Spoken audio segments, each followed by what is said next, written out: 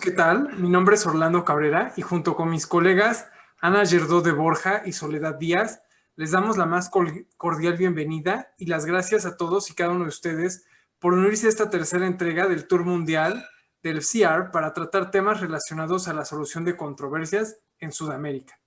Como tal vez sepan, el Charter Institute of Arbitrators es una de las organizaciones líderes de profesionales dedicados a la solución de controversias. El Charter Institute tiene una pasión por ayudar a las personas y a las organizaciones a prevenir la solución de conflictos, administrarlos y resolverlos.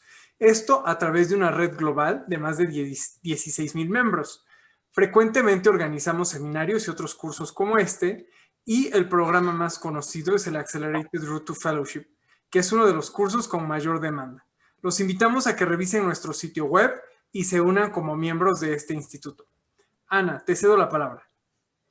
Gracias, Orlando. Ahora bien, en relación a nuestro panel, me gustaría agradecer a nuestros expositores Alberto Zuleta, Ana Carolina Weber, Gustavo Paredes y Sandra González, y por su disponibilidad por participar en este webinar, así como Sol Díaz y Orlando Cabrera por ayudarme a organizar, promocionar y moderar este panel. Las biografías de nuestros expositores ya están plasmadas en el sitio web de YMG World Tour, por lo que para presentar a cada uno de los panelistas y moderadores, me gustaría comentar un dato curioso de sus vidas que no encontramos si buscamos en Google y Facebook y sobre qué les gusta o disgusta de la tecnología. Empiezo yo como ejemplo. Entonces, yo trabajo en el despacho de Hans en París, y con respecto al dato curioso, puedo pasar horas y horas, olvidar de todo, a escuchar jazz y el jazz brasileño o bossa nova. Quizás una buena influencia de mi padre cuando era chica lo hacía mucho eso. Sobre la tecnología, mi curiosidad es grande, sobre todo cuando aplicada a la resolución de disputas, por ejemplo, la tecnología blockchain. Ahora les presento a nuestros expositores. Alberto Zuleta, socio del despacho Holland & Knight en Bogotá, estuvo a punto de abandonar la vida de abogado de firma que trabaja en resolución de disputas. En la universidad se retiró, pero luego se reintegró para graduarse, pero sin la menor intención de ser abogado. Qué curioso, ¿no? En la vida profesional alcanzó a aceptar un puesto como in-house counsel y luego se retractó. Es practicante de arbitraje, en parte entonces por casualidad. Sobre la tecnología, le gusta poder atender algunas cosas remotamente por la eficiencia en tiempos que ello implica. Pero en palabras del rector de su alma mater, ya está cansado de la era Zoom. No sé cómo dice eso, Alberto. Utilizó otra palabra, pero sí. Sí. Ana Carolina Weber, socia del despacho Weiserick en Río de Janeiro. Además de su pasión por el arbitraje, tiene pasión por los deportes. Así que en los últimos años ha estado haciendo medias maratones, entrenando para el triatlón y más recientemente, con casi 38 años, decidió aprender a surfear. Ah, no sabía eso. Muy interesante. Sobre la tecnología, entiende que aunque represente la materialización del desarrollo humano, no se ha logrado un equilibrio entre su uso profesional y la privacidad de las personas. Gustavo Paredes, también nuestro ponente hoy, socio del despacho NPG Abogados en Lima, en su tiempo libre lo dedica al boxing y shooting. Apasionado de las grandes históricas peleas de box que tienen detrás personajes que inspiran las mejores lecciones de vida y aprendizaje constante.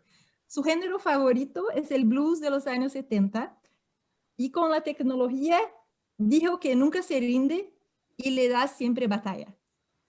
Sandra González, socia del despacho Ferrer en Montevideo.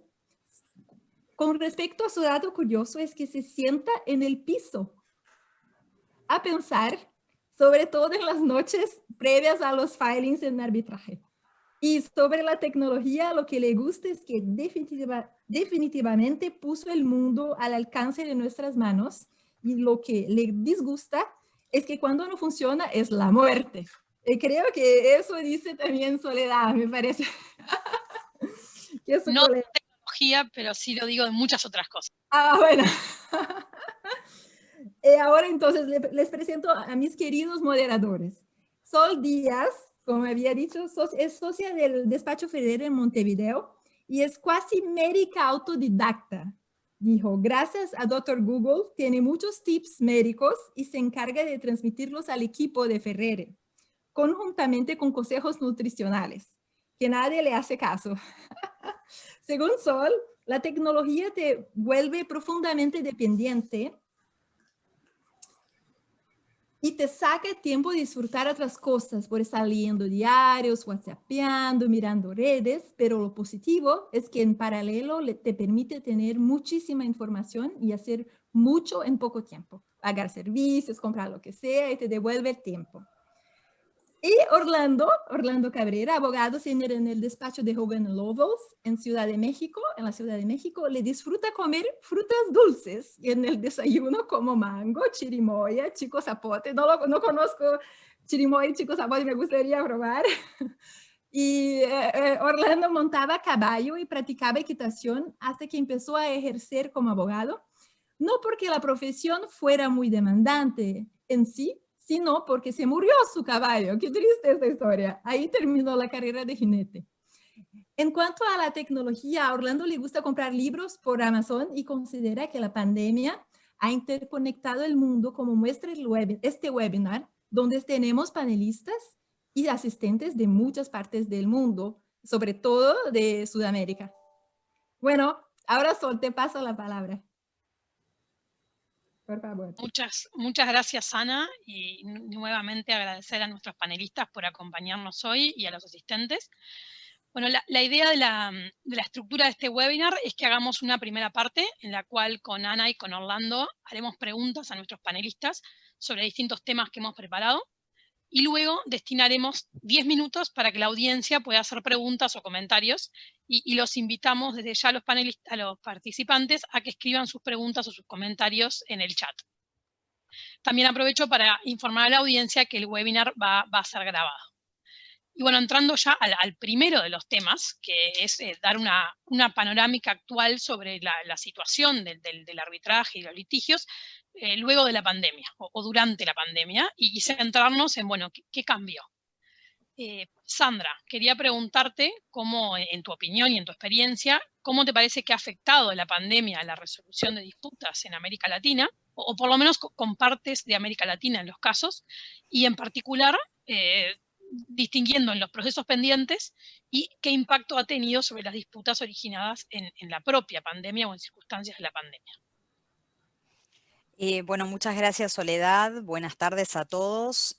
Muchísimas gracias a CIAR por la invitación. Es un honor y un gusto compartir este panel con Orlando, con Ana y con Sol, a quienes les agradezco toda la preparación.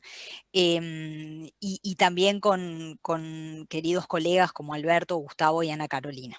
Entrando de lleno en lo que me preguntaba Soledad, bueno, yo creo que la primera distinción que haría es cómo ha afectado la pandemia a los procesos en curso, y creo que ahí corresponde hacer una primera distinción entre los clásicos rivales, como podríamos caracterizarlos, el litigio versus el arbitraje.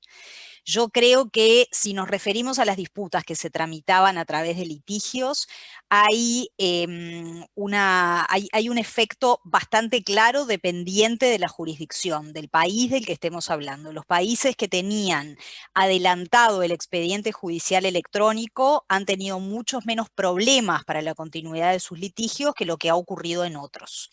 Ana Carolina, sé que no sé si en todos los casos de todos los niveles de jurisdicción en Brasil, pero por lo menos sé que muchos han podido continuar con sus actividades de una manera bastante tranquila, por decirlo de alguna forma, y eficiente, gracias a que ya tenían implementadas algunas medidas de expediente electrónico.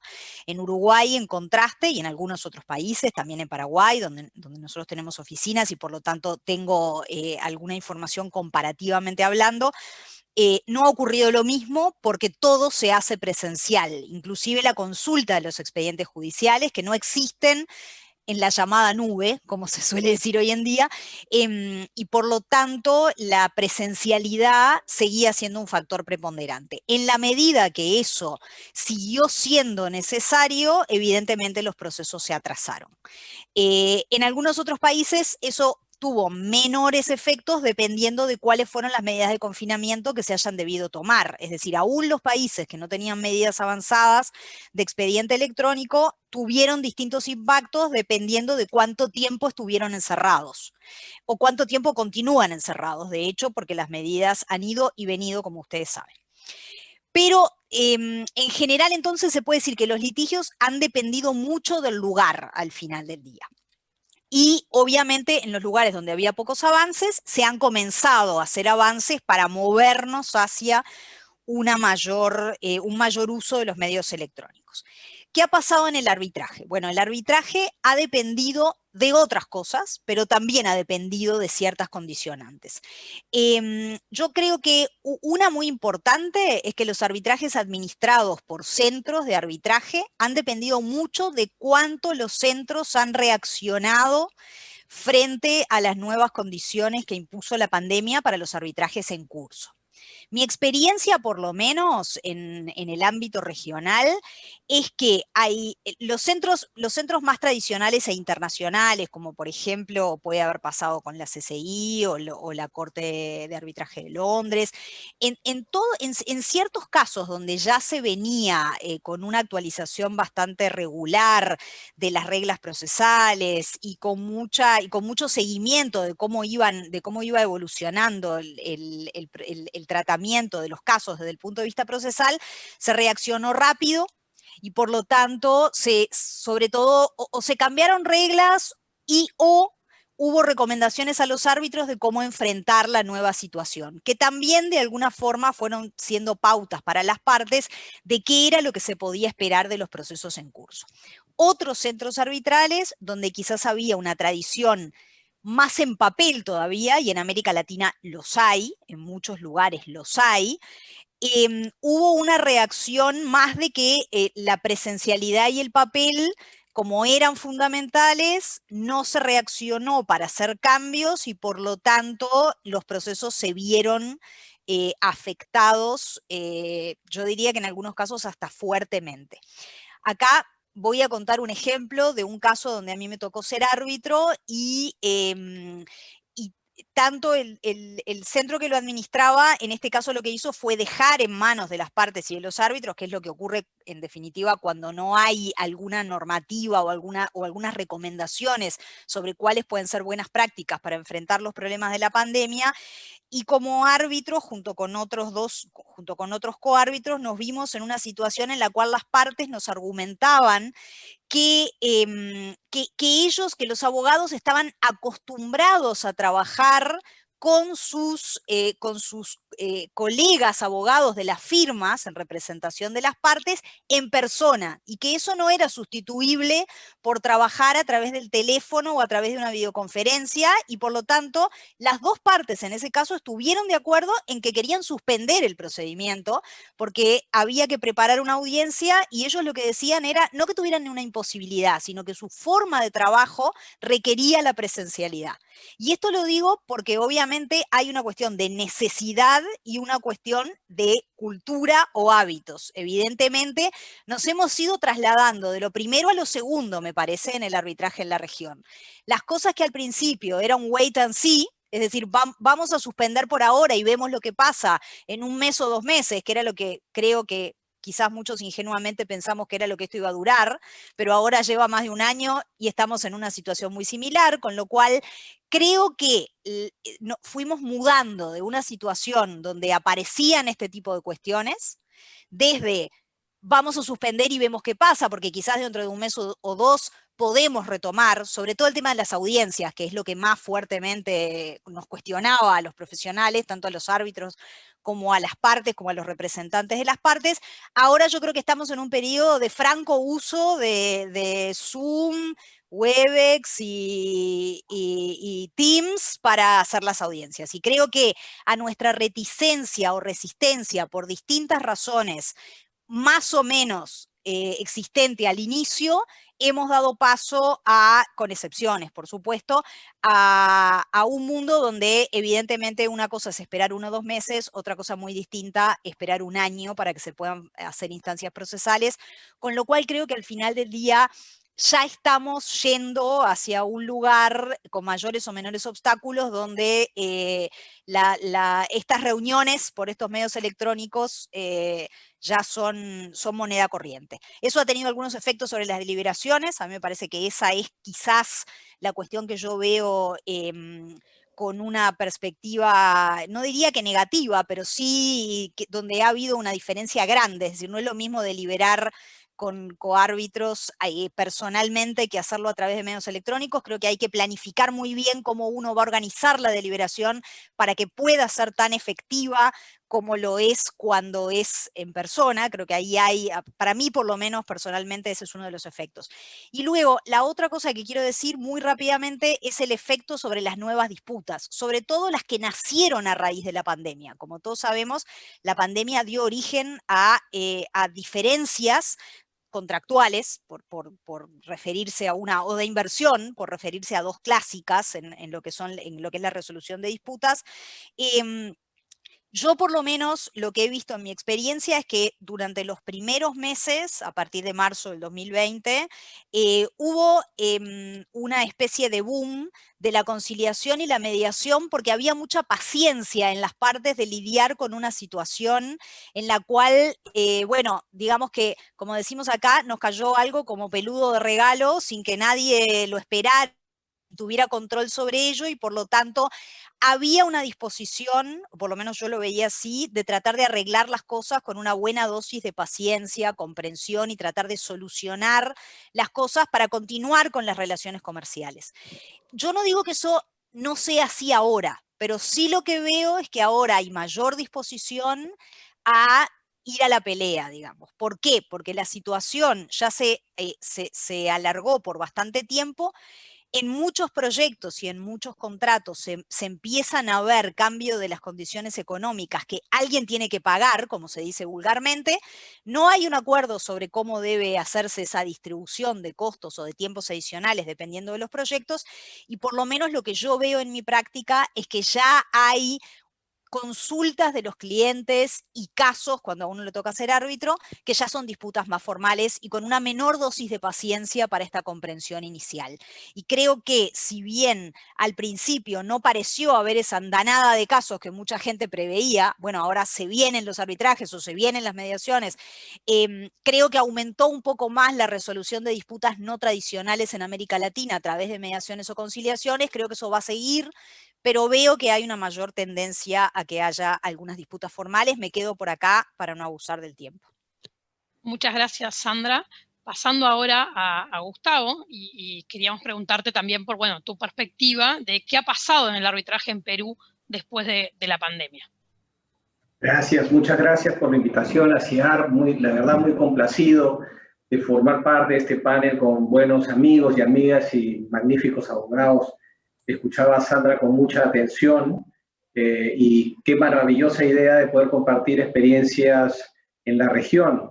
Fíjate, y les contaba antes de empezar este panel, que yo venía de hacer un informe ante las cortes comerciales en mi país y utilizando el expediente electrónico pude darme cuenta que es absolutamente necesario ya ahora la tecnología y para la utilización de información de manera sincrónica con el propio informe oral o con la propia dinámica de la defensa, ¿no? Yo que soy un poco, creo que me da la impresión un poco el más viejo de todos, vieja guardia, que le gusta leer los papeles, creo que he comprendido ahora las bondades que tiene justamente el poder implementar expedientes electrónicos, y esto a nivel judicial.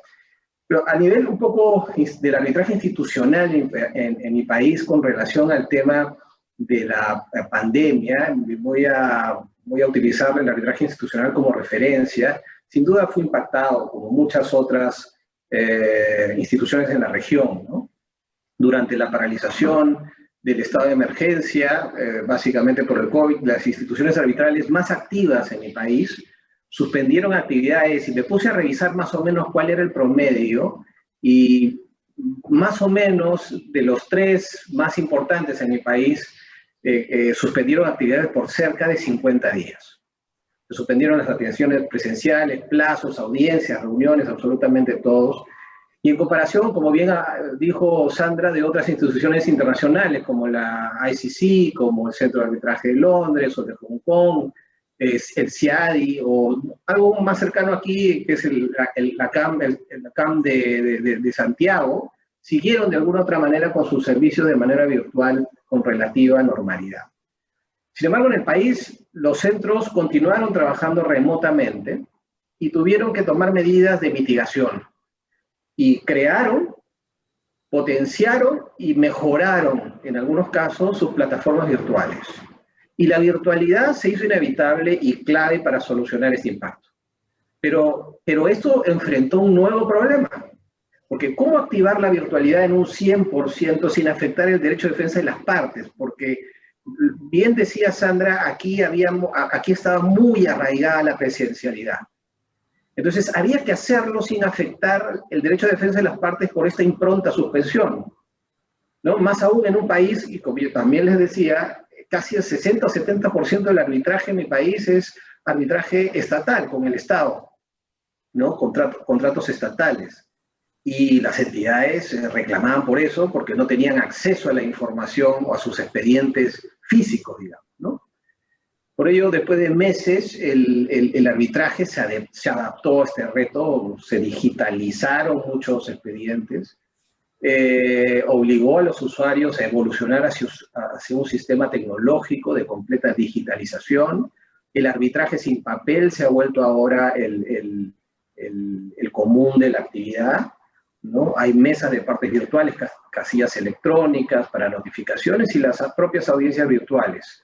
Pero también, y ya con esto casi termino, dos elementos claves que creo que fueron importantes en este acto de mitigación, ¿no? Primero, la propia flexibilidad que tuvieron los tribunales arbitrales para inmediatamente adaptar las reglas que ya existían para su proceso y acomodarlas hacia esta nueva realidad que evite dilaciones. Entonces, crearon nuevas reglas inmediatamente y recalendarizaron actividades. Eso fue importantísimo para darnos, por lo menos, a los usuarios alguna tranquilidad. Y lo segundo fue justamente el papel fundamental de los centros arbitrales para lograr que las partes se comprometieran a respetar y hacer cumplir estas nuevas reglas, ¿no? y estas modificaciones al reglamento.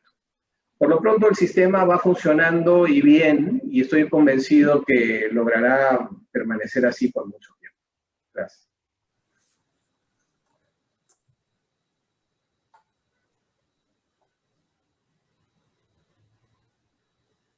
Sí, perdón, se me había desconectado unos segundos. Muchas gracias, Gustavo. Pasando ahora a Ana y a la perspectiva desde el lado de Brasil y los arbitrajes administrados por cámaras brasileras, queríamos preguntarte, Ana, en tu experiencia, si crees que la pandemia ha tenido algún efecto en la forma de conducción y en los procedimientos, y en su caso, ¿cuáles? Muchas gracias, Soledad. Y una vez más agradezco a ti, a Orlando y a Ana por la invitación y a Ciarbi por organizar el tour. Y es un gusto estar en este panel con Sandra, Alberto y Gustavo. Bien, sobre tu pregunta, no hay duda de que la pandemia tuvo efectos y ya habló Sandra y Gustavo de algunos de ellos.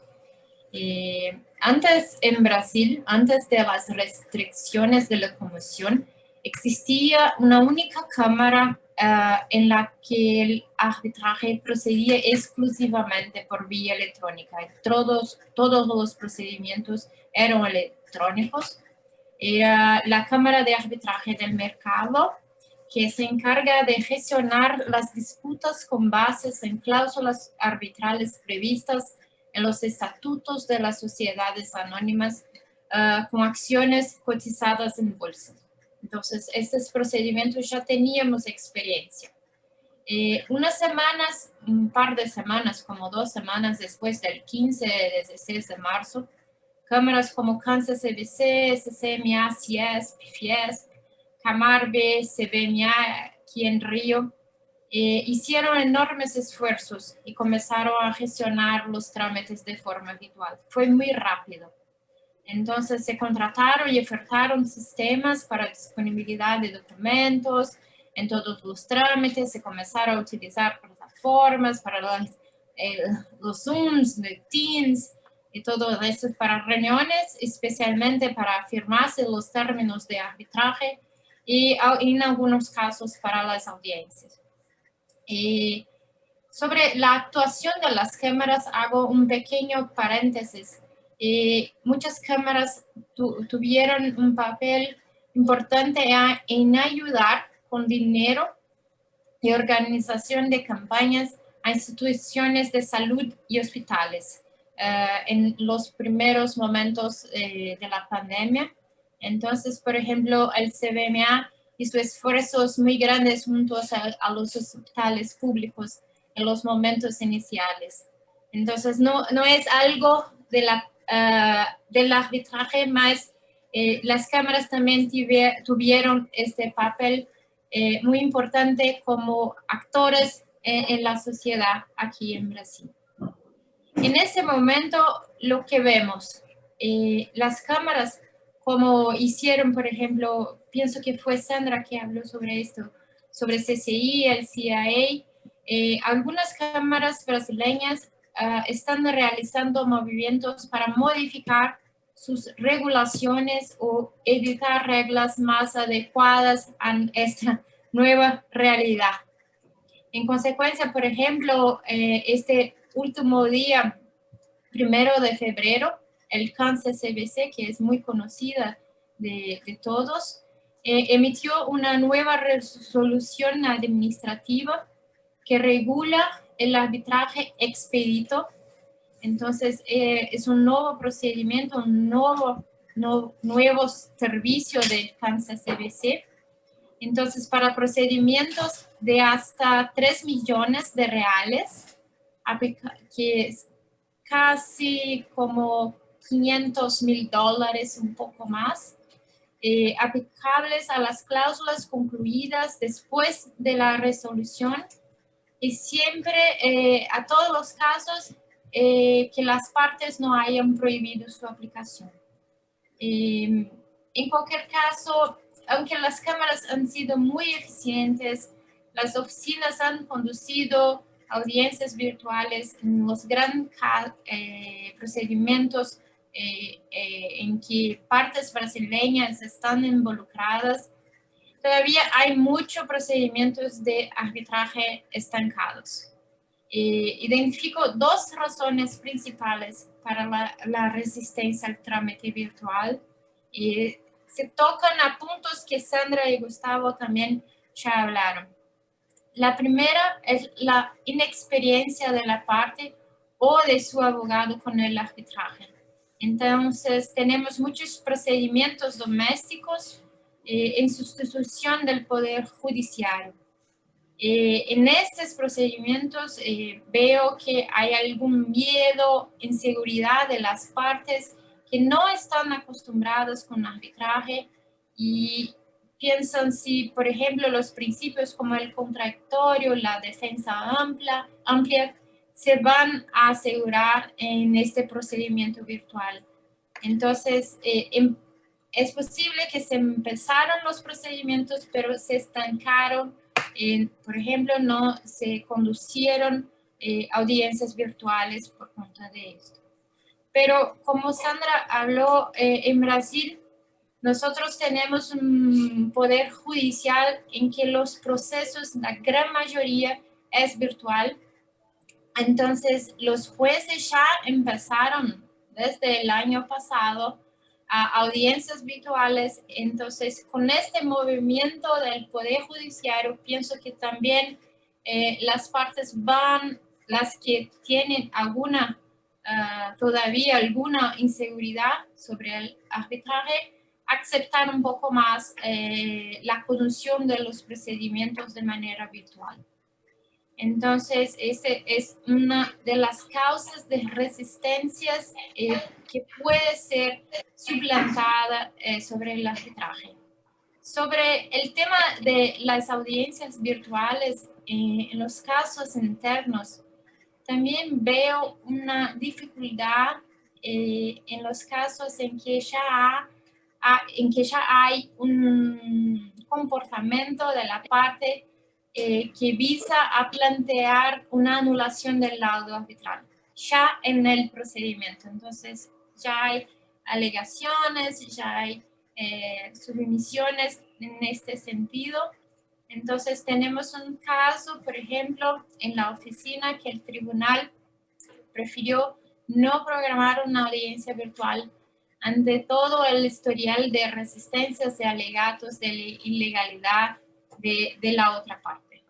Entonces, veo que en Brasil nosotros tuvimos una respuesta a la pandemia, al menos en el arbitraje positiva, pero tenemos esos pequeños puntos que todavía necesitamos a resolver, a dar un poco más de seguridad a las partes que no están acostumbradas con el arbitraje. Muchísimas gracias, Ana. Igual probablemente podamos volver a alguno de estos puntos si hay preguntas al final, porque son experiencias bastante interesantes todas. Pasando ahora a Alberto, queríamos preguntarte ahora desde tu perspectiva, y digamos en particular de Colombia, ¿cómo se ha afectado tu práctica en el día a día a partir de la pandemia y en la resolución de conflictos con partes latinoamericanas en especial? Gracias, Soledad, y me uno al agradecimiento de todos mis colegas, a Orlando, a Ana y a Soledad, y me da mucho gusto estar con todos ustedes hoy. Pues ha sido muy interesante porque digamos que hubo dos etapas. Primero, el shock, mientras se entendía lo que estaba ocurriendo, se pensaba en la pandemia cuánto tiempo iba a durar, si iba a ser necesario hacer unos cambios apenas transitorios o si iban a ser de largo aliento. Y eso frenó tanto los procesos judiciales como los trámites arbitrales como por 1 mes y medio más o menos. Pero después el cambio fue muy rápido y me llamaron la atención dos cosas. La primera es, yo creo que el futuro de la resolución de disputas va hacia lo electrónico en gran medida, con algunas excepciones. Pero creo que muchas de las cosas que hoy en día se hacían presencialmente, desde radicar los memoriales, desde notificar ciertas decisiones, algunas audiencias que realmente no requieren audiencia, yo creo que esto va a ser bueno para eso. Yo creo que se van a volver más ágiles y más sencillos los procedimientos. Lo segundo que me llamó la atención es la versatilidad del sistema. Se adaptó muy rápido. Los centros de arbitraje se adaptaron rápido, los árbitros se adaptaron. Las partes me parece que ofrecieron un poco más de resistencia, pero en términos generales con una actitud parecida a la que relataba Ana hace un momento, y es, algunas partes vieron la oportunidad de cuestionar procedimientos y cuestionar laudos, sencillamente porque claramente virtualmente las garantías, por lo menos desde el punto de vista formal, son menores. Hasta ahora eso no ha sido exitoso. En términos generales hay un entendimiento general de que a la virtualidad nos tenemos que ajustar todos, y que eso trae sus ventajas y sus desventajas, y salvo casos muy protuberantes, pues no se va a cuestionar una decisión de un tribunal arbitral por cuenta de que ciertas cosas que normalmente se hubieran hecho de manera presencial se hayan hecho virtualmente.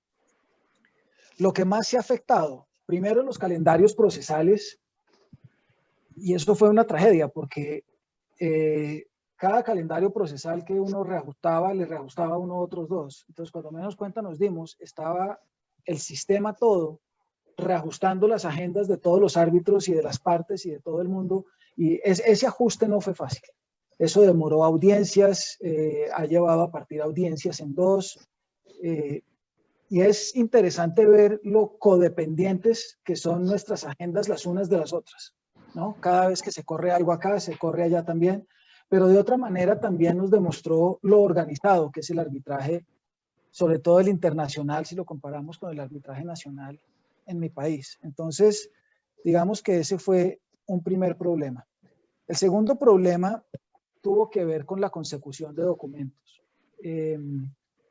porque el mundo corporativo está menos digitalizado de lo que uno se imaginaría, o por lo menos eso nos hicieron creer los abogados de todas de muchas partes que decían, claro, podemos hacer la producción de documentos, pero es que los míos están en una bodega en las afueras de la ciudad y estamos en cuarentena y no se puede. Entonces, no sé si el nivel de digitalización es tan alto como creíamos que era, o por lo menos como yo creía que era, pero creo que nuevamente esto va a hacer que se vuelva mayor el número de la digitalización de documentos, de cosas en general, que en el futuro va a ser entonces más fácil tenerlas a la mano. Les digo lo que más me ha llamado la atención, y son las suspicacias sobre la honestidad de los testigos y de los peritos. En las audiencias, siempre que se va a hacer una audiencia electrónica, uno de los temas que se trata es cómo hacemos para que el testigo, para saber que el testigo o el perito no está haciendo trampa. Solamente lo estamos viendo de acá para arriba, puede tener aquí su teléfono, puede tener aquí, puede estar chateando con alguien. Ese riesgo claramente existe. Lo que me ha sorprendido es que tanta gente esté prevenida con ese riesgo. Todos los casos que he tenido han tenido debates amplios sobre el tema. El tema es difícil. En una audiencia yo juro que vi a un perito chateando con alguien, a un testigo, perdón, chateando con alguien. Me tocó pararlo, preguntarle que si estaba chateando con alguien. Entonces la parte que lo llevó entonces se molestó, que por qué la acusación de deshonestidad. Le estoy preguntando. Me dijo que no. Entonces, claro, existen una serie de mecanismos que se han usado. Ustedes han visto, hay gente que utiliza cámaras de una determinada manera. En los arbitrajes más sencillos, por lo menos aquí en Colombia, lo que hemos hecho es sencillamente usar la palabra de las personas. Les pedimos que así como se comprometen a decir la verdad, se comprometan a no utilizar ayudas no autorizadas como si estuviera uno en el colegio. Y cuando termina la declaración, uno le pide, por favor, confírmele al tribunal que efectivamente no tuvo comunicaciones con las partes ni con los abogados, etcétera, etcétera. Eso me ha llamado la atención porque la expectativa de que haya fraude ha sido alta. No la ocurrencia del fraude. Yo no puedo decirles que yo creería que ha sido un problema porque la verdad no. Salvo este episodio que les cuento, en términos generales me parece que las audiencias han transcurrido normalmente. Pero ¿por qué traigo a colación el tema? Porque en nuestros países, en Latinoamérica en general, somos muy formalistas.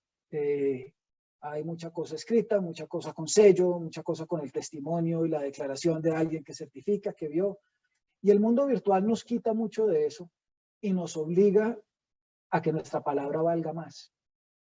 Y yo aspiro a que ese sea uno de los cambios, de alguna manera, en la forma como nosotros enfocamos los trámites judiciales y administrativos.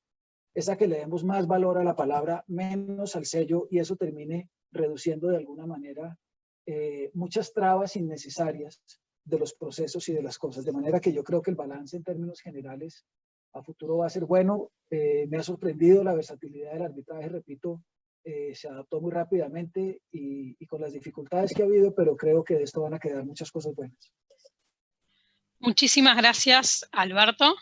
Ahora le dejo la palabra a mi colega Ana, que va a conducir la discusión sobre el segundo de los temas que tenemos para hoy. Gracias, Sol. Entonces, el segundo tema trata de los medios alternativos, aciertos o claros oscuros, cláusulas escalonadas, negociaciones, dispute boards y mediación. Sandra, quería te preguntar, en tu experiencia, ¿cómo funcionan las cláusulas escalonadas en la resolución de disputas relativas a contratos en Latinoamérica? Por favor. Gracias, Ana. Gracias.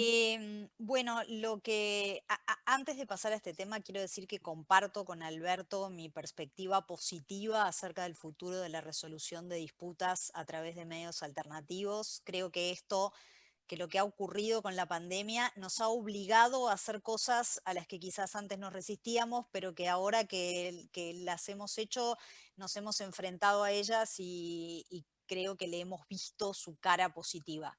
Las tiene negativas y estoy de acuerdo con algunas de las que se mencionaron, pero soy muy optimista, comparto con Alberto. En relación al tema de las cláusulas escalonadas. A mí siempre me pareció que las cláusulas escalonadas, por lo menos en la práctica de contractual en América Latina, son cosas que como que vinieron. Es algo muy culturalmente bastante más propio del derecho anglosajón, con esos contratos muy, muy específicos, con muchas definiciones, con mucha especificación, y con una resolución de disputas en muchas fases, digamos. Esto no siempre ha dado buenos resultados mezclado con las prácticas en América Latina de las empresas y las modalidades contractuales.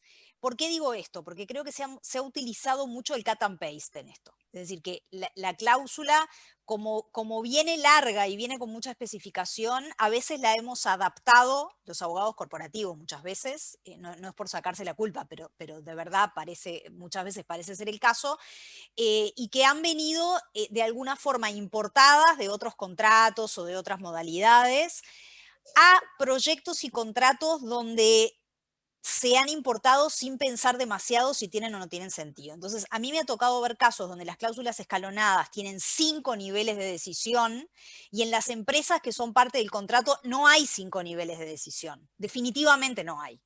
Entonces, cuando uno busca cómo pasar de un nivel a otro, no lo ha encontrado. ¿Qué efecto ha tenido esto en los arbitrajes? Yo he tenido muchos arbitrajes como abogada y como árbitro donde han habido objeciones de jurisdicción o de admisibilidad, porque eso es algo en lo que también se ha movido, digamos, la cuestión arbitral. Creo que hoy hay una concepción un poco más generalizada de que normalmente es una objeción de admisibilidad del reclamo en vía arbitral, más que una cuestión de jurisdicción, porque la jurisdicción de los árbitros en realidad se mantiene, y otra cuestión es cuáles son las consecuencias. Pero a los efectos del arbitraje y de la eficiencia del arbitraje y que sea menos costoso, cuando aparecen estas cuestiones basadas en el cumplimiento o no de las cláusulas escalonadas, los procesos se hacen más engorrosos. Yo repito, lo he visto esto con mucha frecuencia y muchas veces me pregunto, me agarro la cabeza y digo, ¿cómo es posible que en este contrato o en este proyecto se haya puesto una cláusula de este tipo que no tiene ninguna relación con la realidad del proyecto del contrato? En algunos ámbitos sí son muy apropiadas, en general en los proyectos de construcción y en los proyectos de infraestructura o muchas veces de oil and gas, sí uno encuentra que tienen un sentido, porque hay toda una intención de que las disputas o potenciales disputas pasen por ciertas fases para ver si se pueden resolver, y hay industrias en las que esto parece más apropiado con la práctica de la industria, independientemente de que se trate de una cultura más anglosajona o más latina. En otros casos definitivamente lo veo como esto, ¿no? Como cosas que son a veces importadas y que no dicen mucho ni tienen mucha relación con cómo se lleva adelante un proyecto o un contrato. Gracias, Sandra. Muy, muy interesante. Es verdad que la comunicación entre el abogado corporativo y el abogado especializado en resolución de disputas es esencial para que la cláusula sea adaptada a la realidad. Y es verdad que en proyectos como creo que hablar Gustavo después, tengo una preguntita, de construcción, a veces el financiador, el banco financiador exige que la cláusula sea escalonada. Bueno, vamos a pasar a Alberto, porque muchas veces cláusulas escalonadas pueden prever la negociación entre las partes. A veces no es obligatoria, pero quizás, ¿cuál es tu experiencia, Alberto, con las negociaciones directas antes de empezar un arbitraje? Gracias, Ana. Sí, yo con las cláusulas escalonadas tengo una relación de amor y de odio, porque me parece mala idea tener una cláusula escalonada, pero me parece buena idea intentar las cosas que las cláusulas escalonadas tratan de obligarlo a uno a hacer. Digamos que mi animadversión es a con que sea obligatorio y lo vuelven un problema de admisibilidad, etcétera. Pero sí creo que es importante tratar de solucionar o por lo menos de reducir el alcance de muchas disputas. Entonces, muchas de las cosas que se hacen, bien sea porque están incluidas en una cláusula o porque las partes así lo quieren, es tratar de llegar a un acuerdo directo, sin un intermediario, sin un conciliador, sin un mediador, sino sencillamente las partes hablando. Entonces, yo siempre le he encontrado mucho valor a eso porque los clientes, que son los usuarios del sistema, le encuentran mucho valor a eso. Y los que vivimos en este mundo tenemos que saber una cosa, y es, no hay nada más costoso para una compañía que pelear. Las peleas son costosísimas, es decir, los recursos que le tienen que dedicar a atender a los abogados, a entregarles la información, a que la gente esté pensando en el pasado y no en el futuro, realmente es muy costoso. Entonces, si uno encuentra la manera de solucionar las cosas, pues mejor. Pero ¿cuál es el problema? Que hay maneras productivas de hacerlo y hay maneras, de alguna manera, destructivas de hacerlo. En mi experiencia, lo más importante para que una negociación pueda ser exitosa es cambiar las circunstancias y los actores en que se produjo el conflicto.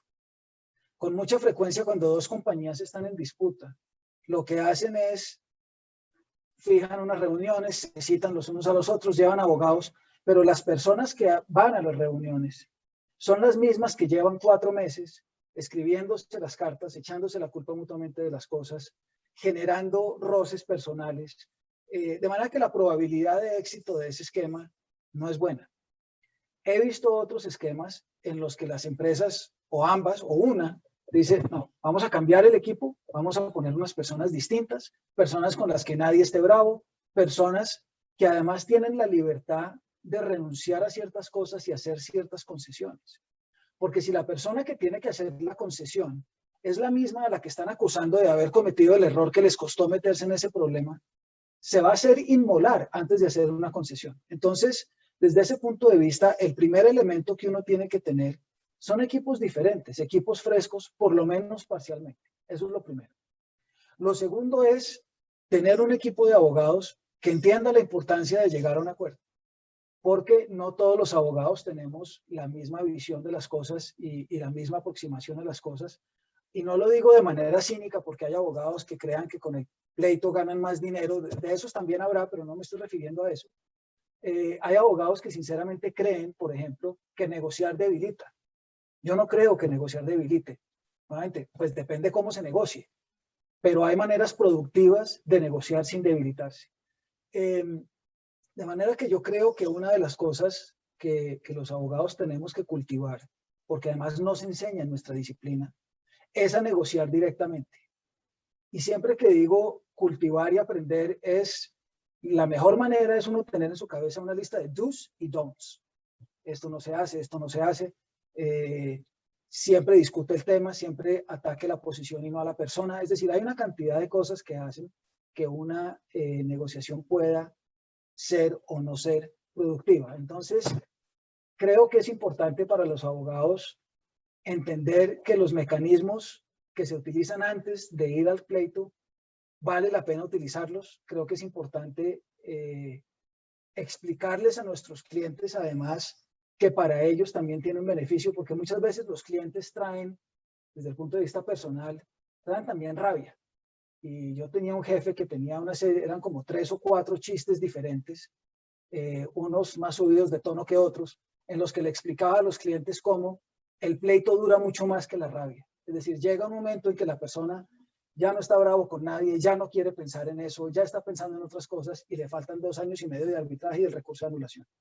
Entonces, nosotros como abogados también tenemos que hacer el esfuerzo de explicarles a nuestros clientes los costos que el arbitraje va a tener para ellos y lo que se van a ahorrar si llegan a un acuerdo.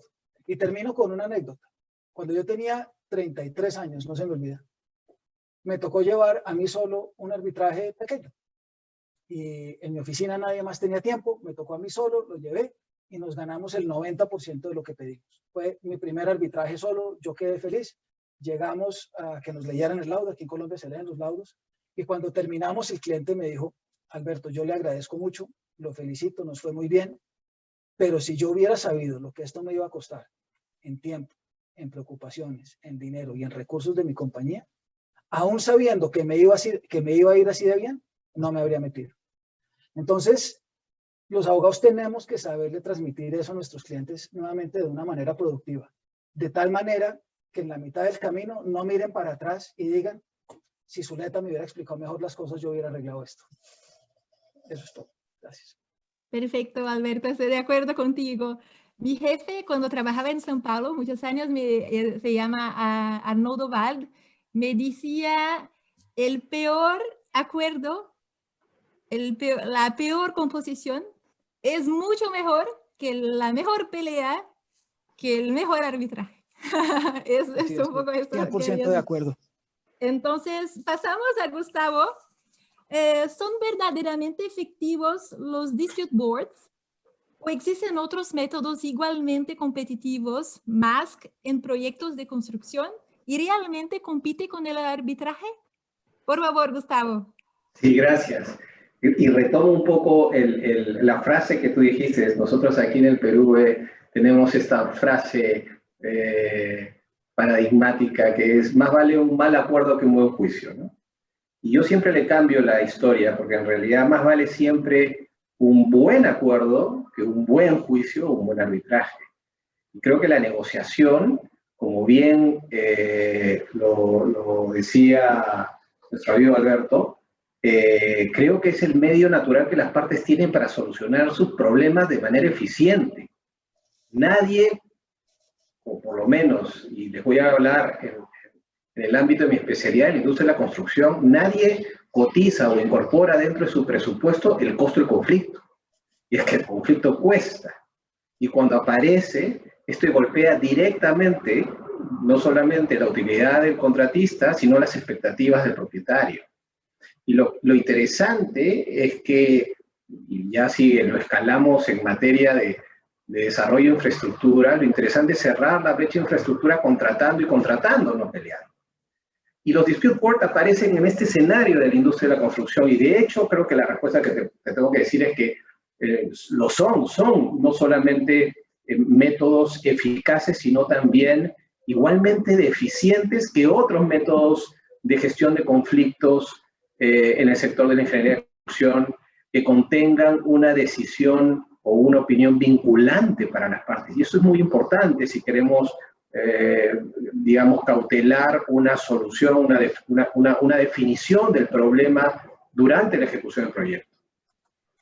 Por tanto, el factor de competencia con otros métodos alternativos de solución de conflictos, por ejemplo, una negociación asistida o una mediación, una opinión neutral experta, está, y esta es la clave, en cuán temprano para el proyecto es posible prevenir o, en su caso, dar una opinión o decisión vinculante. Entonces, la percepción inicial que se tiene sobre los dispute boards, y ahora voy a explicar un poquito más esto, es que compite con el arbitraje, ¿no? Porque pareciera ser que es un método mucho más eficiente. De hecho, esta percepción tiene una explicación, ¿no? Históricamente, la industria de la construcción siempre ha sido una industria muy conflictiva. Y siempre por eso ha estado en la búsqueda constante e incesante de la búsqueda de eficiencia en la gestión de conflictos. Y se cuestionó en un momento si el arbitraje realmente está alcanzando los niveles de eficiencia que esperados en tiempo y costo, ¿no? Y a esto la exigencia del mercado por ejecutar proyectos con una mayor complejidad técnica, con mayores niveles de inversión, con una multiplicidad de partes vinculadas al proyecto, han convertido el arbitraje en un método realmente denso, con impacto en su duración y en inversión. Y es así que la industria de la construcción comenzó a volar su creatividad y comenzó a crear figuras híbridas que no son recientes. Los dispute boards no estamos hablando de métodos recientes de este siglo, al contrario, provienen sus figuras híbridas del siglo pasado, de la década de los 60, con figuras como el Joint Consulting Board, hasta la actualidad como los Dispute Avoidance Adjudication Board, que son promovidas por la FIDIC, ¿no? Entonces, pero en realidad esto que aparece como una competencia dura y pura, en realidad no lo son, ¿no? Yo creo que son métodos que se complementan. Y por supuesto ahí estoy totalmente de acuerdo con Sandra. Para mí el tema de cláusulas escalonadas me parece en el contexto de la industria de la construcción, me parece algo que no tiene sentido. Yo prefiero hablar de un sistema de gestión conflictual convencional, cuya mejor expresión está reflejada en los modelos FIDIC, ¿no? donde el Dispute Board es eficiente porque toma una decisión vinculante durante la ejecución del proyecto, ¿correcto? Y se cumple mientras el proyecto se ejecuta. O sea, lo peor que puede pasar es que un arbitraje termine durando más allá de la ejecución propia del proyecto. Entonces, lo interesante en este esquema es que el Dispute Board funcione como una verdadera condición de arbitrabilidad. Es decir, y claramente pactado y claramente expresado así en los modelos contractuales FIDI. Es decir, no es posible iniciar un arbitraje sin antes no ha habido una decisión del Dispute Adjudication Board o Dispute Avoidance Adjudication Board en su momento.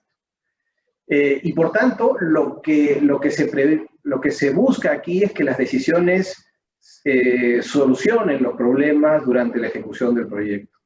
Entonces, el trabajo temprano de los miembros de un Dispute Board, sin duda, ayuda muchísimo a un árbitro que sin estar obligado a seguir la misma línea del adjudicador, sirve como una guía neutral para conocer la realidad contemporánea del proyecto, y eso ayuda muchísimo porque permite dar una decisión lo más cercana a la realidad técnica y contractual. Fíjense, y solo ya con esto termino, fíjense cómo está armado todo este sistema de gestión conflictual. Además, una vez que se presenta la reclamación, pasa por el tema del Dispute Adjudication Board, el DAP toma una decisión. En un momento las partes se reservan el derecho de ir a un arbitraje si lo consideran, y luego entran en una etapa de negociación. O sea, fíjense cómo la negociación interviene aquí. ¿Y por qué interviene justamente en esta etapa previa a un arbitraje? Porque las estadísticas que muestran las instituciones internacionales sobre la eficacia de los dispute boards en el sentido que las decisiones son replicadas por los árbitros es altísima. Y por tanto, el incentivo para las partes es justamente no llegar a un arbitraje porque ya saben que lo más probable que va a suceder es que el árbitro, respetando una decisión y los hechos que ésta contienen, pueda casi replicar la misma decisión que tomaron los dispute boards. Por eso que esta etapa de negociación, incluso en este momento de la historia de un conflicto, es totalmente relevante, ¿no? Muchas gracias, Gustavo, por compartir con nosotros todo su conocimiento sobre Dispute Boards. Ahora pasamos a Ana Carolina, por favor. ¿Se suele utilizar la mediación en Brasil? Si alguna vez has tenido dificultades con la mediación. Por favor, Ana Carolina. Ana, muchas gracias. Voy a continuar un punto que Sandra empezó, que es debatir si para todos casos la mediación es recomendada, si se adapta a todos los casos. Y para eso voy a compartir con ustedes dos casos que pueden servir de indicación. El primero, trabajamos en este caso como abogados. Se trataba de una gran pelea relacionada con un proyecto de infraestructura. Había más de 10 partes involucradas en el caso y esas no eran partes relacionadas. Entonces, todas empresas propias, con, por ejemplo, controladores diferentes. El litigio impactaba el desarrollo de la obra, ya que se refería a la necesidad de aporte de dinero por todas las partes en el proyecto. Ya habían desacuerdo y había una cláusula escalonada. Bien, entonces las partes decidieron, ok, vamos a empezar la mediación.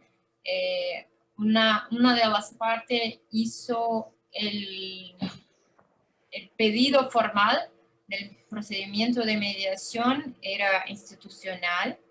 la institución eligió al mediador. Todos coincidieron con su indicación. Bien, llegó la hora del pago del mediador.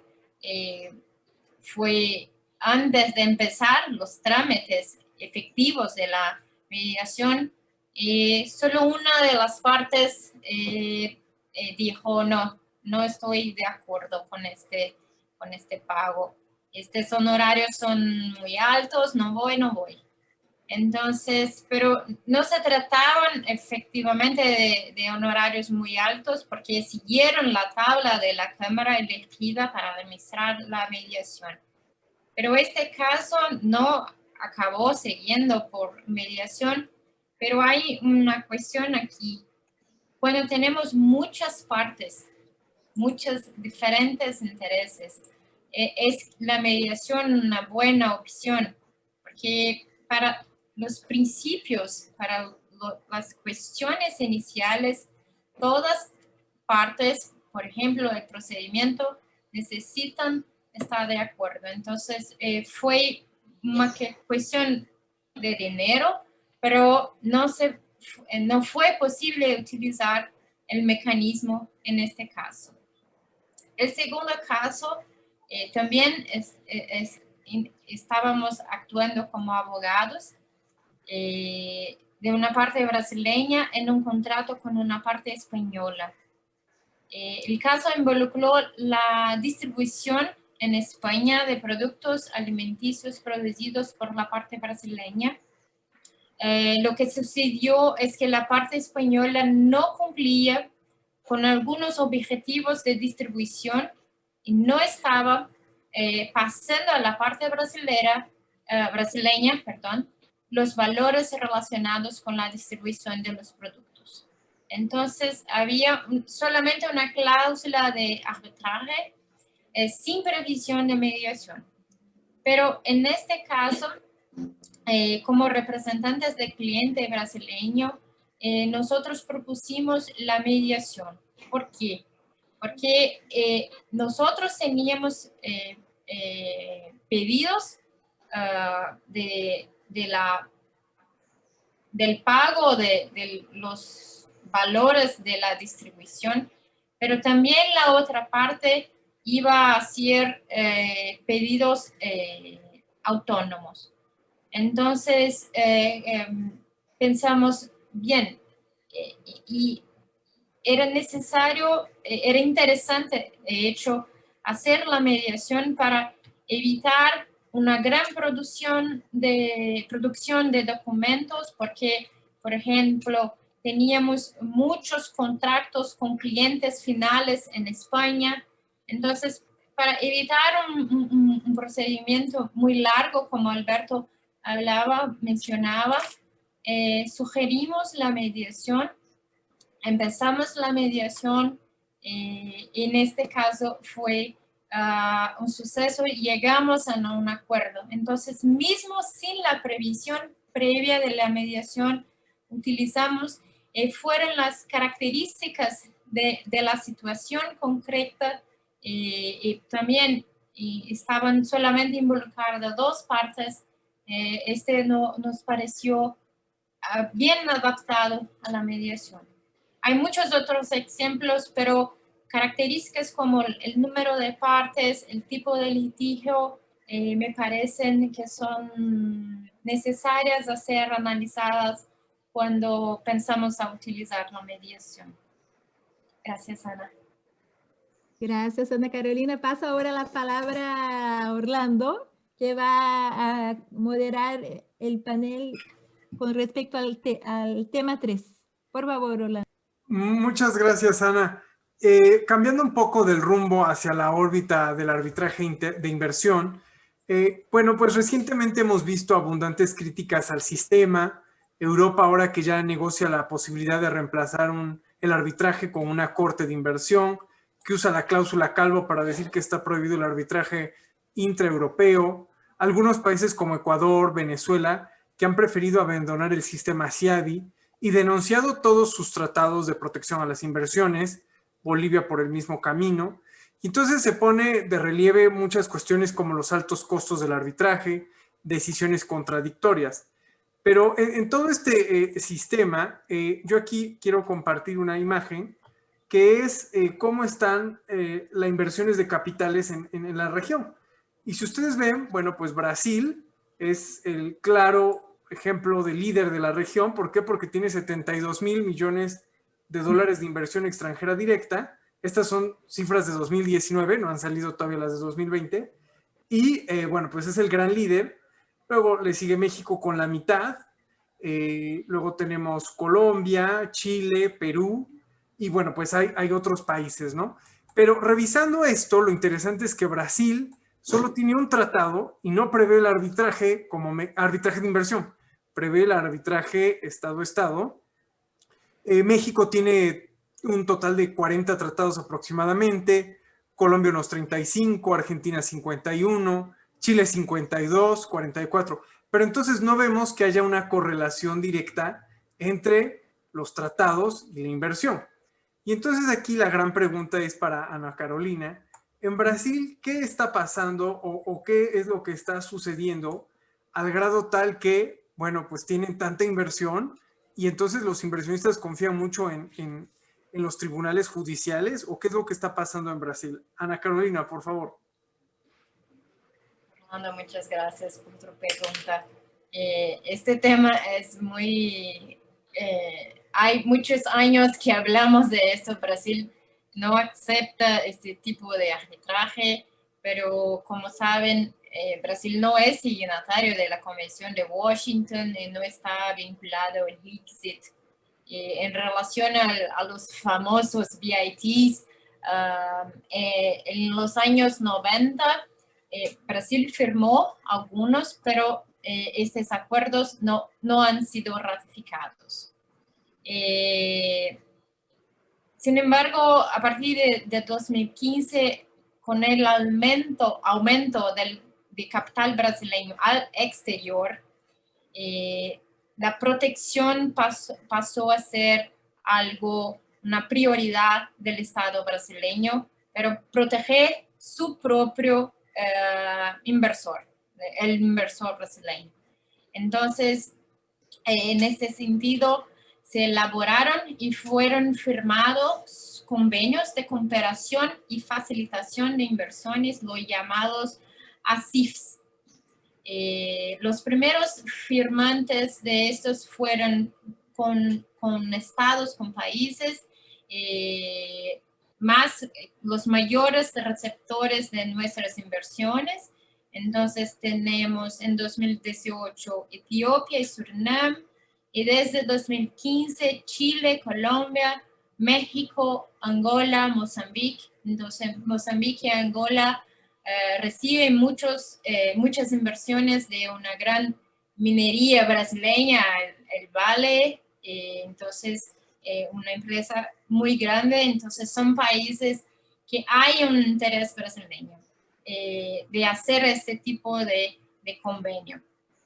Pero hay muchas diferencias en relación con los BITs.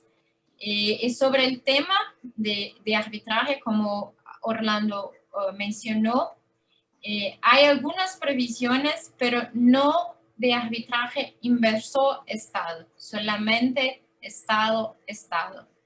También hay una énfasis muy grande de un periodo previo de solución amistosa. Entonces, en la mayoría de estos tipos de ACIFs, hay, por ejemplo, la previsión de un comité conjunto o de un ombudsman. Este comité conjunto, en un primer momento, va a hacer recomendaciones que las partes pueden adaptar o no.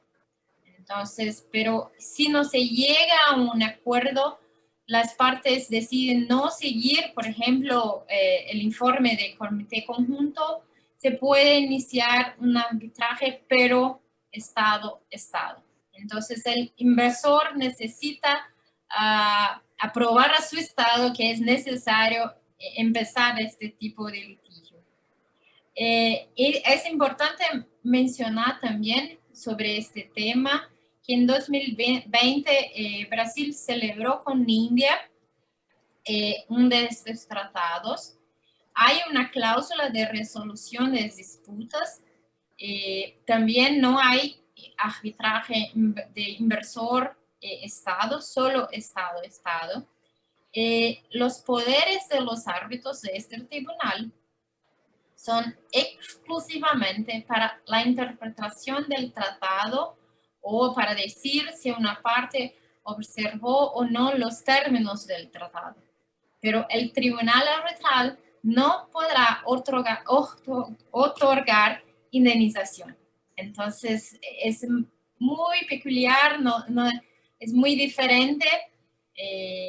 No tiene, sí, tiene poderes, pero no puede, por ejemplo, decir va a pagar millones, ¿no? Entonces, ¿por qué Brasil no tiene este tipo de arbitraje inversor-Estado? Entonces, antes de nuestra conferencia yo hablaba con Sandra y Sandra mencionó esto. En Brasil, las empresas de la administración pública, en sus contratos normalmente ya hay cláusulas compromisoras de arbitraje comercial. Entonces, por ejemplo, ya había desde 2002 en los contratos de concesión de la Agencia Nacional de Petróleo la previsión de arbitraje, en este caso era CCI, entre la agencia y la empresa que explora el petróleo. Entonces, es como ya había una garantía de un arbitraje para el inversor extranjero, la comercial. Un punto sobre este tema, también en 2015 la ley de arbitraje brasileña fue reformada, entonces hay una previsión expresa ahora. Las empresas estatales de la propia administración pública directa pueden celebrar cláusulas compromisoras, cláusulas arbitrales comerciales. Entonces, para este tipo de actividad comercial típicamente privada, hay una autorización legal, entonces un gran número de contratos tiene ese tipo de cláusula. Yo veo que el tiempo se sigue, entonces si tengo tiempo después voy a comentar un otro punto más. Por ahora está bien. Muchas gracias, Ana Carolina. Muy interesante lo que hacen en Brasil. Y Gustavo, en Perú, que ha tenido varios arbitrajes y ahora creo que está muy activo, ¿cómo percibes la situación del arbitraje de inversión? Gracias. Fíjate, interesante el caso brasilero. En el caso peruano creo que en términos generales el arbitraje de inversiones está funcionando y bien, como un interesante sistema de contrapeso frente a lo que justamente busca proteger, que es la inversión, inversión privada, ¿no? La otra vez estuve revisando el último reporte de CIADI, bueno, el reporte de CIADI del año 2018, la verdad. Según estas estadísticas, el Perú es uno de los 3 países más demandados en CESIA. Y la verdad es que no creo que la tendencia haya cambiado mucho, ¿no?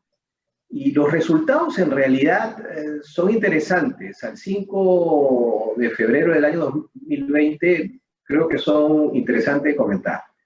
El Perú ha ganado 14 de los 17 arbitrajes que tiene concluidos. Es decir, estamos hablando un poco más de 80% de estos arbitrajes, ¿no? Recibiendo casi a su favor por penalidades, regalías, costos, casi 110 millones de dólares en controversias, ¿no? De las controversias concluidas. Y solo 3 de estos casos han sido condenados a un monto muy por debajo al 0.1% de los reclamos. Entonces, al margen de los resultados, creo que el contrapeso de protección de la inversión funciona y bien, ¿no? Hoy día tenemos 10 arbitrajes en curso, ¿no? Y dentro de estos se encuentra uno muy interesante que está relacionado justamente con el gran impacto que hubo el caso Lavallato en la región y especialmente en el Perú, hay un arbitraje que ha sido planteado por Odebrecht Latin Invest contra el Estado peruano, reclamando el retorno de la administración de un proyecto muy importante en el sur del país, un proyecto del gasoducto sur, que está, digamos, dentro del halo de la corrupción, ¿no?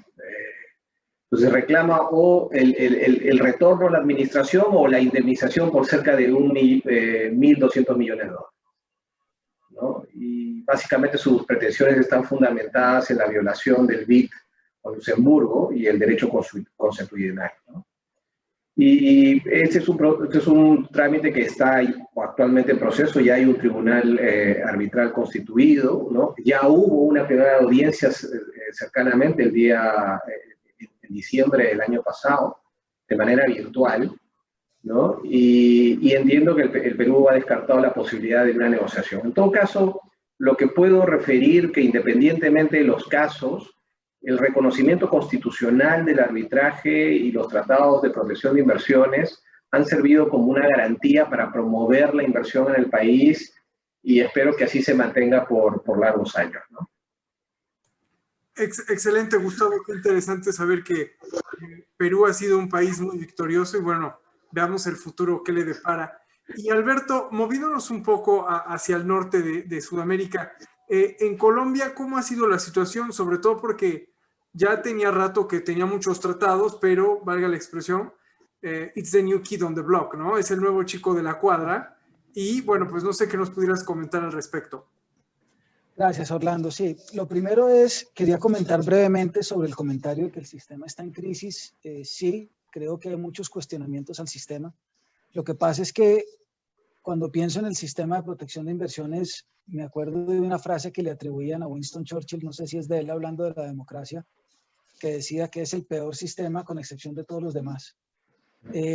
Los problemas que plantea el hecho de que un inversionista invierta en otro país están legítimamente tratados de resolver por el sistema de arbitraje de inversiones. Y cuando uno mira las otras alternativas, dice, no, que mejor una corte de inversiones. Listo, fantástico.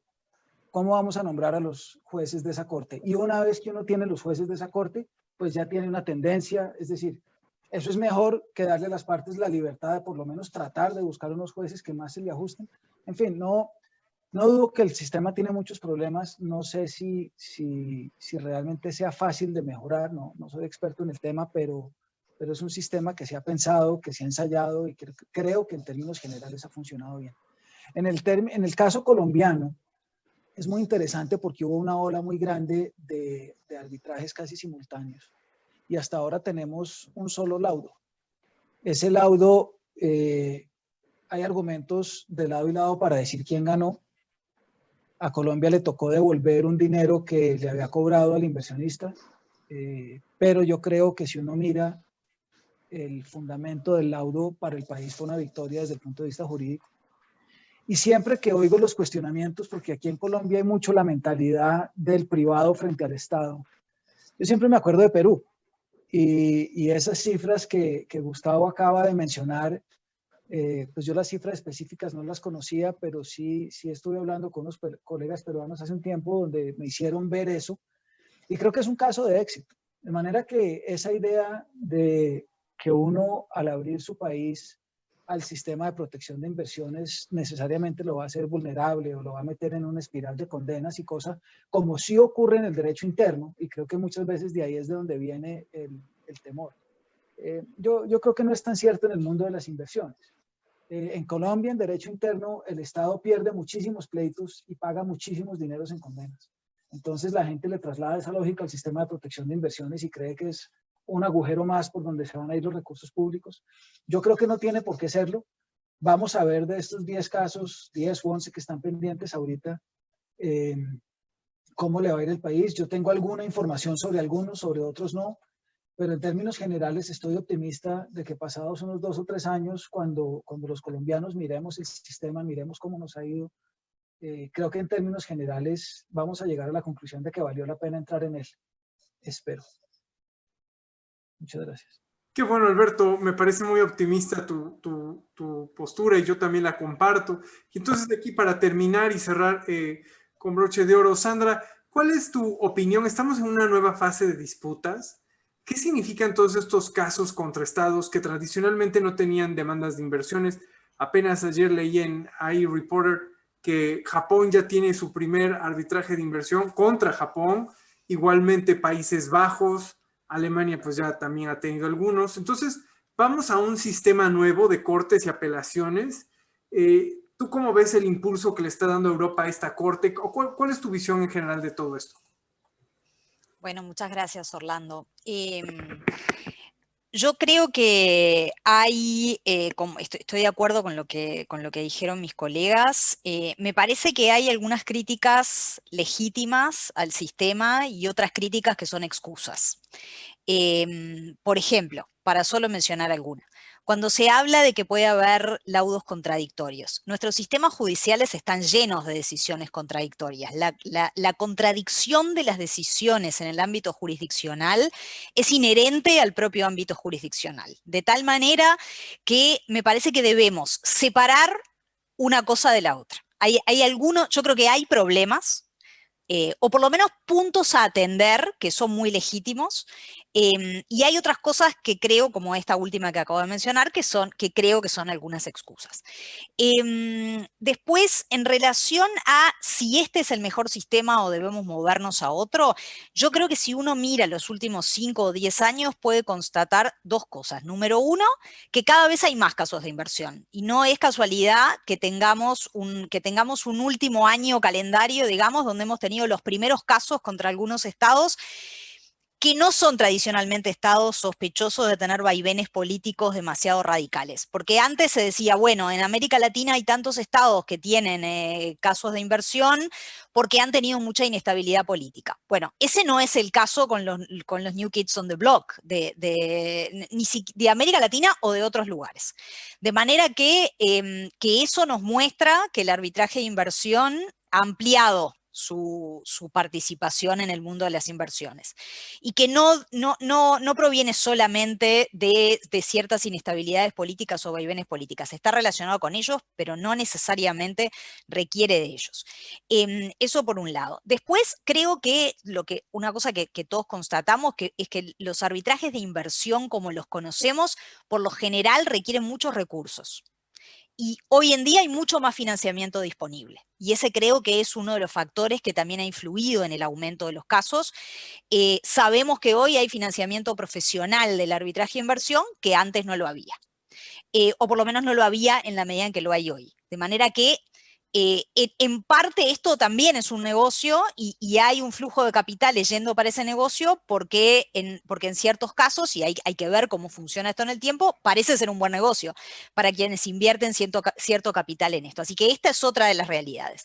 Después me parece que hay que hacer una distinción entre lo que es, que creo que todos estamos de acuerdo, que es tener un sistema de resolución de disputas de inversión, y que ese sistema necesariamente deba ser el que tenemos e inmutable. No necesariamente eso es así, porque el sistema que tenemos hoy, de hecho, no lo teníamos en otro momento, y sin embargo las inversiones seguían existiendo. Por lo cual creo que los impulsos de algunos países, como por ejemplo el que está liderando Europa, de ir hacia una corte, hacia que haya apelaciones, yo no creo que necesariamente haya que decir, bueno, esto en lo que estamos es lo que debe seguir tal cual está y sin que tenga cambios, y elegir la alternativa que necesariamente nos propone Europa. Creo que hay un margen para hacer ajustes. Creo que el sistema tiene algunos puntos que es necesario atender. Por ejemplo, una de las cosas que decía Alberto es, bueno, si nombráramos una corte, ya sabríamos que la corte, por cómo nombramos los miembros, va a tener una tendencia o la otra. Bueno, yo creo que en el arbitraje de inversión hoy en día, muchos de los árbitros que actúan profesionalmente, ya uno en la comunidad arbitral sabe que tienen ciertas tendencias. Así que eso no sería demasiado distinto de lo que hay hoy en día. Si eso es una cuestión a atender, bueno, no tiene mucho sentido que sustituyamos árbitros por jueces de la corte, porque al final del día vamos a obtener lo mismo. Entonces, yo creo que sí hay muchas preocupaciones legítimas y que son muy atendibles. Lo que no creo demasiado es en esto de es una cosa o la otra. Creo que como todas las instituciones son evolutivas y probablemente veamos algunos cambios, aunque no parece que los cambios vayan a ser tan drásticos ni a nivel general como por lo menos parece que quiere Europa, ¿no? Que creo que está haciendo muchos esfuerzos en ese sentido, pero la cantidad de arbitrajes de inversión que por otro lado se están presentando hacen pensar que por fuera de ese intento este sistema actual está vivito y coleando, como se dice.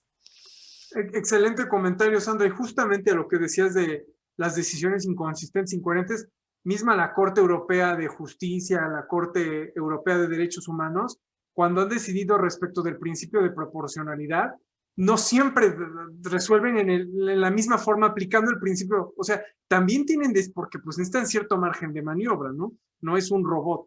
Y bueno, pues con esto concluimos el panel de preguntas.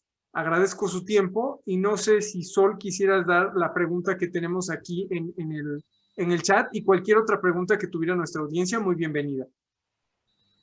Muchas gracias, Orlando.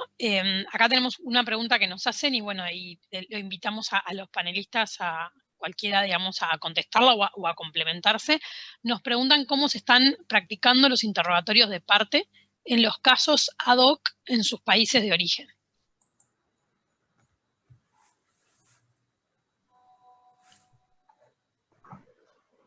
Bueno, a ver, quizás... Sí, adelante, Gustavo.